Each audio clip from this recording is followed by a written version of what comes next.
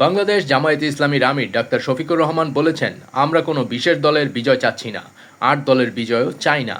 আমরা ১৮ কোটি মানুষের আকাঙ্ক্ষার বিজয় চাই। আগামীর বাংলাদেশ হবে কুরআনের বাংলাদেশ। চট্টগ্রাম থেকে ইসলামের বিজয়ের বাঁশি বাজানো হবে।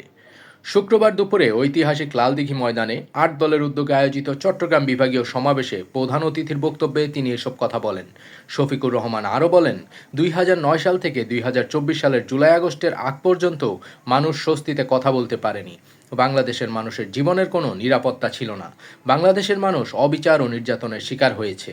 তিনি বলেন, আওয়ামী লীগ নিজেদের উন্নয়ন করেছিল, রাস্তাঘাট তৈরি করেছিল রডের বদলে বাঁশ দিয়ে। বাংলাদেশের টাকা লুট করে সিঙ্গাপুরে গিয়ে তারা ব্যবসা শুরু করে দিয়েছে। শাপলা চত্বরে অসংখ্য মাওলানাকে হত্যা করা হয়েছিল। এরপর কুখ্যাত প্রধানমন্ত্রী বলেছিলেন, কেউ মারা যায়নি, রং ছিটিয়ে রেখেছিল। মানুষ খুন করার পর আবার মানুষের রক্ত নিয়েও তাদের উপহাস। এটাই ছিল তাদের বৈশিষ্ট্য। আওয়ামী লীগ রক্তাক্ত হাতে ক্ষমতায় এসেছিল, রক্তাক্ত হাতে এই ক্ষমতা থেকে বিদায় নিয়েছে উল্লেখ করে জামাত আমির বলেন, তারা ২০০৯ সালে ক্ষমতায় এসে ওই বছরের ফেব্রুয়ারির ২৫ ও ২৬ তারিখ পিলখানায় বিডিআর হেডকোয়ার্টারে প্রতিশ্রুতিশীল দেশপ্রেমিক ও চৌকস সামরিক অফিসারদের হত্যা করার মাধ্যমে তাদের শাসন শুরু করেছিল।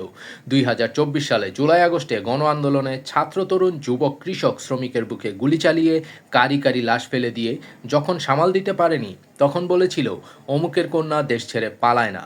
তিনি বলেন, ফ্যাসিবাদ বিদায় নিলেও দেশ ফ্যাসিবাদ মুক্ত হয়নি। ফ্যাসিবাদকে নতুন করে দাঁড়াতে দেওয়া হবে না। কোনো ফ্যাসিবাদকে বরদাস্ত করা হবে না, কাউকে ছাড় দেওয়া হবে না। ৫ আগস্ট বিপ্লবের পরদিন থেকে একটি গোষ্ঠী প্রভাব বিস্তারের জন্য জনগণের উপর ঝাঁপিয়ে পড়েছে জানিয়ে ডাক্তার শফিকুর রহমান বলেন, চাঁদাবাজি, দুর্নীতি অব্যাহত আছে। ক্ষমতায় না গিয়েও অনেকে ক্ষমতার দাপট দেখাচ্ছেন, প্রশাসনের ওপর প্রভাব বিস্তার করছেন।